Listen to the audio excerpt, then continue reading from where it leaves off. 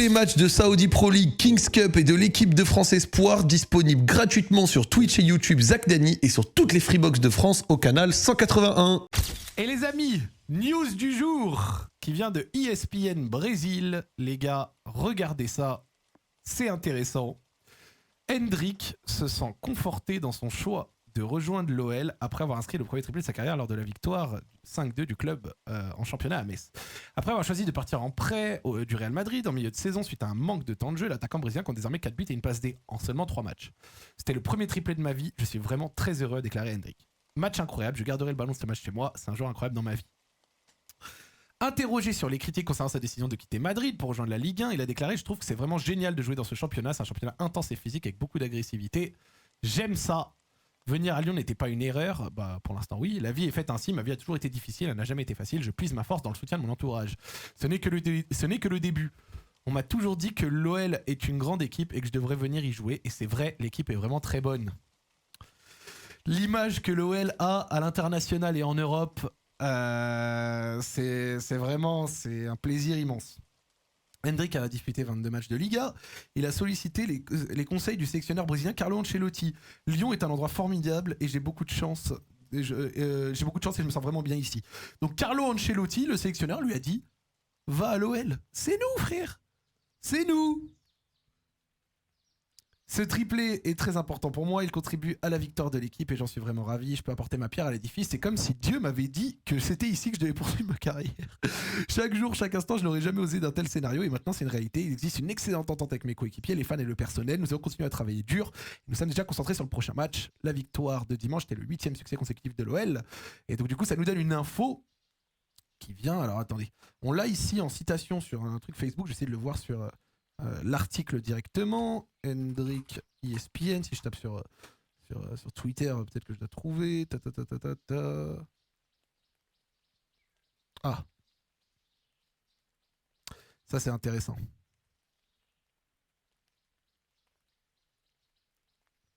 Mais globalement, ce qu'on a trouvé, selon ESPN Brésil, Paulo Fonseca souhaite conserver Hendrick au-delà de la saison en cours et le coach portugais aurait demandé à ses dirigeants d'ouvrir des discussions avec le Real Madrid afin de prolonger le prêt du jeune attaquant jusqu'à la fin de la saison 2027.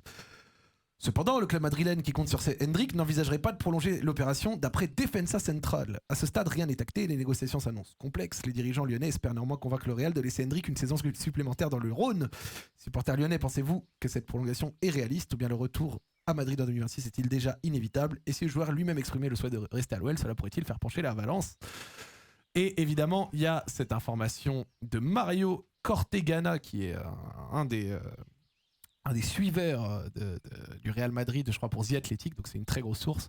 Donc évidemment, l'année prochaine, Hendrick veut une vraie chance to show his best next season. If not, son équipe considérerait un autre prêt, ou alors un prêt avec option to buy. Et là, on est dans le sérieux. Là, on est dans le sérieux parce que je suis sous train de la hype. Alors, est-ce que moi, Zach Dany, actuellement au 27 janvier, je crois que Hendrick peut rester une saison de plus? Ma première réponse, si on enlève le supporterisme, c'est évidemment que non. Je ne crois pas que l'OL ait réalistiquement une chance de récupérer Hendrick une saison de plus parce qu'il est en train de briller, parce que l'OL est l'un des clubs les plus scrutés d'Europe et donc du coup en étant un des clubs les plus scrutés d'Europe, il peut éventuellement choper mieux que l'OL l'année prochaine. Maintenant, je dirais quand même que ça dépendra de deux choses et deux éléments ultra importants, enfin 3 éléments au total. Premier élément, qui continue à briller. Qui continue à briller de la même manière qu'il a fait sur ses 3 premiers matchs et qui fait une deuxième partie de saison canon. Bah, il y a une chance que le Real compte sur lui pour de vrai. Faut quand même se rendre compte que Hendrick, il est en train de montrer quelque chose au Real. Et vous savez ce qu'il est en train de montrer au Real, Hendrick? Bah, il est en train de montrer que c'est pas un neuf. Voilà. En fait, c'est ça le plus fou, c'est que Hendrick est en train de montrer au monde entier que ce n'est pas un neuf. Ou en tout cas que ce n'est pas un neuf conventionnel. Un neuf que tu mets seul en pointe avec 2 ailiers. Un neuf qui peut éventuellement évoluer à côté d'un autre neuf, ou alors en tout cas un neuf qui en réalité peut évoluer sur l'aile droite, qui évolue plutôt dans le demi-espace droit. Et au Real Madrid, à droite c'est qui?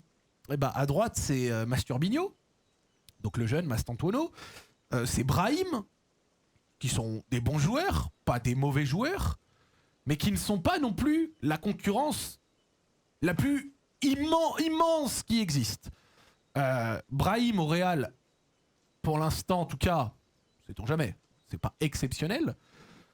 On sait qu'il y a Rodrigo qui joue à droite, mais Rodrigo, on sait qu'il n'aime pas forcément jouer à droite. On sait que ce qu'il préfère, c'est souvent jouer à gauche. Mais bon, Rodrigo peut être fort à droite, mais avoir la situation de Rodrigo pour l'été prochain. Et donc, du coup, est-ce que Hendrik, c'est pas au poste de 9 qu'il aurait peut-être quelque chose... Enfin, au poste à droite, qu'il aurait peut-être quelque chose à jouer au Real Madrid? Parce qu'on voit bien que c'est pas réellement en 9 solo qu'il performe, en tout cas à l'OL. On sait qu'à Palmeiras, par moment, il a aussi joué à droite. Donc, et en fait, quand on voit ses qualités, donc à savoir vitesse, percussion, alors je vais dire percussion, ça c'est pas le plus grand technicien, mais on va dire que dans le fait de pouvoir prendre un adversaire en 1 contre 1 lancé, il réussit plutôt à le faire. Et globalement, il s'en sort plutôt bien, tu vois. Je trouve que ça correspond à ses qualités de pouvoir faire ses appels, on va dire... diagonale, c'est diagonale là, et d'arriver dans un lancer sur son pied gauche. Donc, soit il performe de fou, le Real Madrid compte sur lui, bonjour Hendrik, l'année prochaine t'auras du temps de jeu, il le rappelle, fin de l'histoire. Deuxième option qui ne sont pas qui n'est pas non plus à éteindre. Il a joué contre Metz, pour l'instant faut voir le long terme. Non, il a aussi joué contre Lille et contre Brest, donc voilà. C'est pas non plus. Mais après, Lille, c'est quand même une bonne équipe de Ligue 1 et Brest, c'est pas une équipe de merde non plus. Mais après, j'en fais pas trop. Je parle juste de toutes les options. Tu vois, je suis pas en train de dire que c'est Ronaldinho non plus. Deuxième option. Le Real Madrid l'année prochaine n'est pas en mesure de lui offrir un temps de jeu énorme, ou en tout cas ne peut pas lui faire la promesse d'eux. Et donc du coup, bah, il reste, ou alors préfère le voir encore une année de plus à prendre du temps de jeu avant d'éventuellement compter sur lui quand il aura 20 ans. Sachant qu'il est très jeune, Hendrik, il a 19. Ce serait pas scandaleux que le Real Madrid se dise allez, 1 an de plus et à 20 ans on compte sur lui, tu vois. Ce serait pas, par exemple, le Real Madrid a déjà fait des prêts de 2 ans sur des joueurs.